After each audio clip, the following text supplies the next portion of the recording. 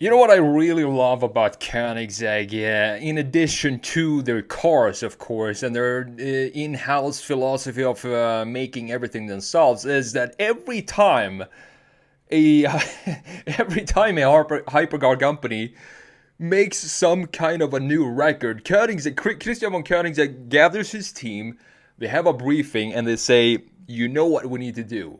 Let's get to work. We need to break this record and get back on top. And that's exactly what happened here. So we're going to talk about this record 0 to 400 kilometers per hour down to 0 in a record time, beating an EV, meaning that internal combustion cars are still at the top when it comes to hypercar performance. And it makes me so happy to see. Even though the Nevera is a fantastic vehicle, I mean, when you have the noise and this power, and I'm gonna show you just how ridiculous this record is when we compare it to what the Chiron, for example, did in the same time. So first of all, let's have a look at this video here. It's a quick video, 2 minutes, 2 minutes 50 seconds.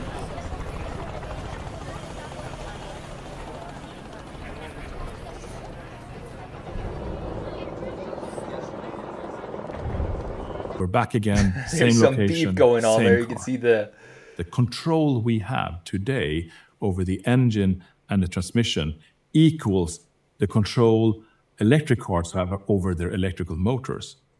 Our software engineers have been tweaking and adjusting the Lightspeed transmission software and also introduced a torque control system in the car that reduces the need for traction control intervention.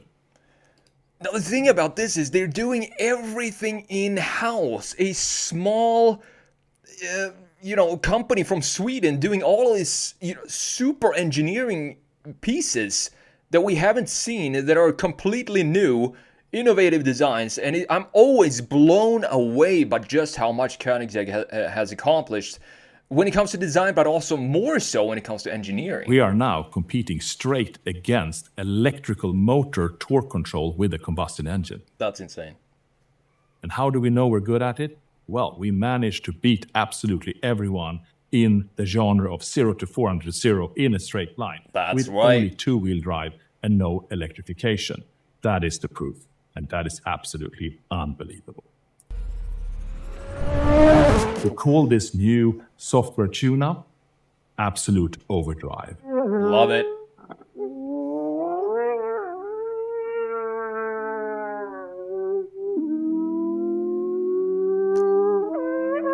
How long was this burnout? How fast is it going and the wheels are still spinning? Look at this. It's probably doing 60, 70 right there.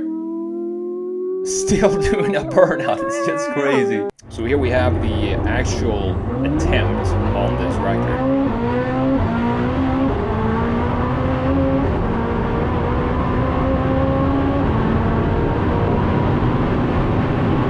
Just insane. Going up to 400 there. Just crazy. But I feel like they could have shaven off maybe a second, because he kept it at 400 or 250 miles per hour for about a second before he started to brake. I'm not sure if that is a requirement, because look at this. When we go up to 400 here, he's gonna hold it there first. Holding it, holding it, holding it, holding it, and then he starts to brake. That's basically 2 seconds that they could probably shave off. But I don't know, there might be some sort of regulation to make this record official. Team effort to create this technology, these algorithms, this software here in Ängelholm, mostly done at home on our test track.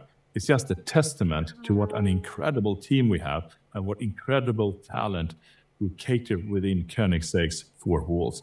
I'm so proud of this effort. It's just amazing, and I'm so grateful. Just watch this space for the future. We will, we will. What a place to be working at. Koenigsegg in Ängelholm in Sweden. Would be a pretty cool place to be working, to be honest, because you're doing new things that we have not seen before. But I want to show you this, the actual numbers of just how insane this record is. So this Car Scoop article, we're going to have a look at the designs from the Koenigsegg. Jesko and compare it to the Nevera. I'm going to let you know what I think about both of these vehicles in a minute if you stick around to the end. But first of all, let's have a look at this. A Koenigsegg just spanked EV hypercars into oblivion. A record-shattering run has redefined hypercar speeds, promising the same blistering performance for every customer car on the road, meaning that they're going to update the customer cars to whatever software they've been tweaking so the customers themselves can experience this type of speed. So the Koenigsegg Jesko Absolute ran a 0 to 400 to 0 kilometers an hour in 25.21 seconds. The Rimac Nevera R did it in 25.79 seconds. It's just crazy. And this is a two-wheel drive vehicle, no traction control. I mean, rear-wheel drive, no traction control, and it still managed to do that. I wonder what it would happen if they slapped in maybe an electric motor for the front end and made it all-wheel drive just to hook up the power a little bit better. They could probably still improve on this time. Now here's some crazy numbers. So before the Bugatti Veyron, no production car had ever cracked the 400 kilometers or 248.5 mile per hour barrier. Today, a select few hypercars can not only surpass it with ease, but also accelerates to 400 kilometers an hour and return to a standstill in less time than the Veyron and its successor, the Chiron, needed just to reach that speed. So in July of 2024, the Absolute completed the 400 kilometer run and back to standstill in just 27.83. So it shaved off 2 seconds, about 2 seconds from this time. So it was beaten by the Rimac Nevera R. Koenigsegg set about making the Jesko Absolute even quicker. Of course, they had the briefing. They said, we need to beat this EV. We need to show that internal combustion engines are still king when it comes to performance, and they've done that. So they've developed Absolute Overdrive by using improved software strategies. Koenigsegg has been able to limit the amount of traction control intervention of the line so it doesn't spin the wheels. Instead, you want to, of course, get the power down as quickly as possible. Now, the same test car, it's the same car that ran the 27.8 in 2024, now did it in 25.2 seconds. And it was done on a drying runway. So I guess it was a little bit damp, maybe. So these, to me, they still have room to improve this time. If they have a completely dry, warm track on a summer day, they might add some sort of power to the front wheels, and we could probably shave off a couple of seconds of this. Now, this is the crazy number here. So the Bugatti Chiron set a new 0 to 400 to 0 kilometers per hour record of 41.96 seconds back in 2017. Now compare 41 seconds for the Chiron to 25 for the Jesko. I mean, the Chiron feels like a Ford Focus when it comes to this type of record. So the Jesko is more than 16 seconds quicker.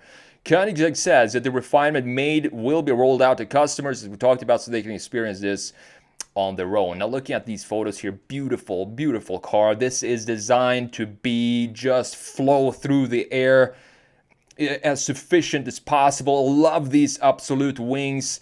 Instead of having the attack Jesko, we have the massive wing in the rear, which I actually prefer. I think that looks cooler, but of course for straight line speed, you don't want a lot of downforce. Instead, you want to have stability when you go in a straight line, and these small fins here on the back does exactly that. The interior looks great as well. We're going to have a look at that right now. So let's jump into Photoshop. As a viewer of this channel, you get the best current deals and rebates on brand new wheels, tires, parts, and accessories for your vehicle at TireRack.com. A few key benefits of choosing Tire Rack is you get a free 2-year road hazard protection and roadside assistance. You get free shipping to your home or a local tire shop near you. Easy installation at over 10,000 local nation tire shops. And on top of that, you also help support the channel by using my link down below in the description. So click the link below to score a great deal on new tires for your vehicle today. Now looking at the Jesko on the left side, and we have the Nevera on the right side. So which one of these do I personally prefer when it comes to design? Honestly, it's going to be the Jesko, not just because it's Swedish. It's because I do prefer the design of this. The only thing that I talked about in a previous Koenigsegg video is these headlights look they look a little strange to me. They look almost like a bug. the eyes of a bug, almost a little bit too small for the rest of the volumes that we have in the front end. But the design over time from Koenigsegg, it used to look, I wouldn't call it a kit car design, the first initial models from Koenigsegg, but now we have a nice, beautiful flow to everything that goes on in the front end of Koenigsegg, and they've really stepped it up when it comes to finding their own identity, specifically looking in this area. If you compare the side view, which we're going to have a look at in a minute, to the Agera, for example, which has more of this kit car design, the Jesko has more of this Italian, almost exotic and organic design. Looking at the Nevera, it still doesn't look bad, this thing. This is a Nevera R right here. For a very, very young company, I also think they have a pretty decent brand identity here. But this looks almost like a front-end engine. It sort of reminds me a little bit of a Corvette C7. I'm not sure if that is okay to say. But the proportions in the side view specifically, what I like about the R here is we still have these organic shapes. And the thing is, the faster the car, the better performance, performing car, hypercar you have, the more of these organic fluid lines come into play. And that tells you that if you want to flow through the air as efficient as possible, you cannot have static and industrial design lines. You need to bring in these very soft, rounded, emotional, exotic lines. Koenigsegg always had this visor design, which I've loved since the first Koenigsegg ever produced, and we have the visor design here going back, looking like a helmet.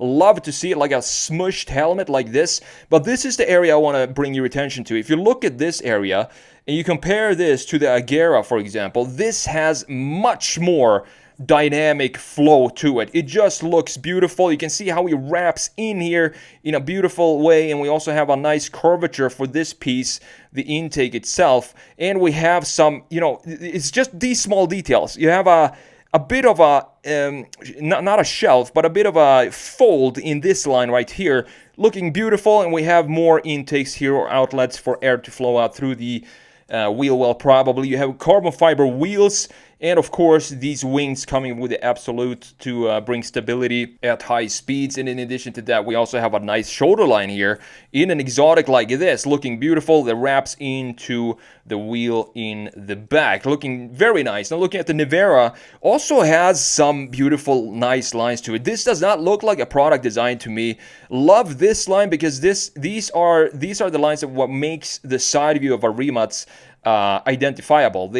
I don't think there's any other car that has this type of graphics. You have the charging levels here. I do believe these are LEDs that shows you the charging level of the battery. But looking at the proportions of this, we have this beautiful line right here going in and creating this triangular design, and it looks like a front engine car, which is a good thing, because I don't want it to look like a blob EV. This looks so much better than a lot of other EVs, because I still feel like this could have been, these proportions could actually fit an engine underneath the front end.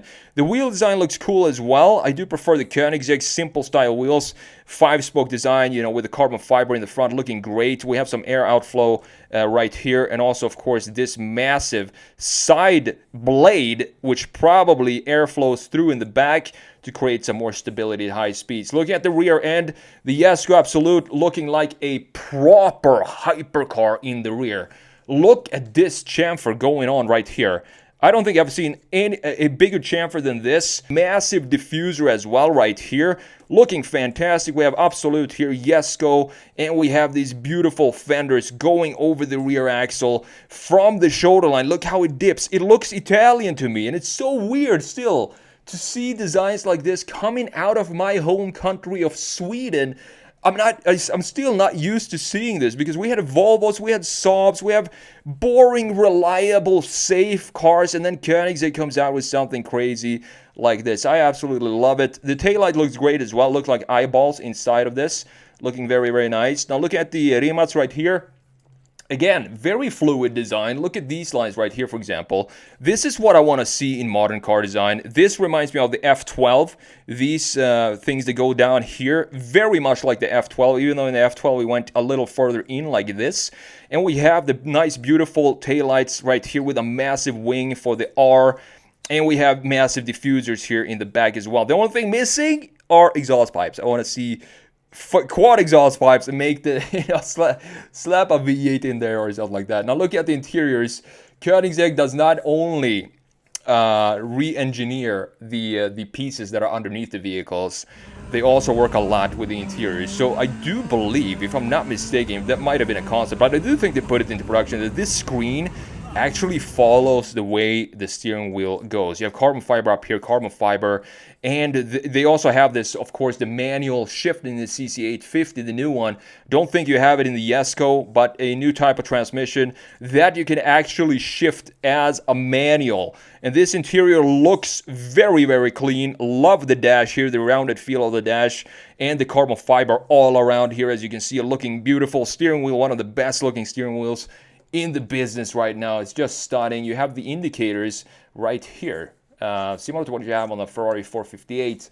Italia, looking at the rear mats interior, also great looking interior because we have a housing for the gauge cluster, screen right here looking beautiful, a lot of buttons here, and it feels like a very luxurious interior. So both of these companies are relatively young, and I think both of these companies have done an absolutely fantastic job nailing their design DNA over the years and bringing out something that is, the feels when it comes to the exterior design, it feels still unique. But when it comes to EV versus internal combustions, thankfully, Koenigsegg has proven that internal combustions still rule.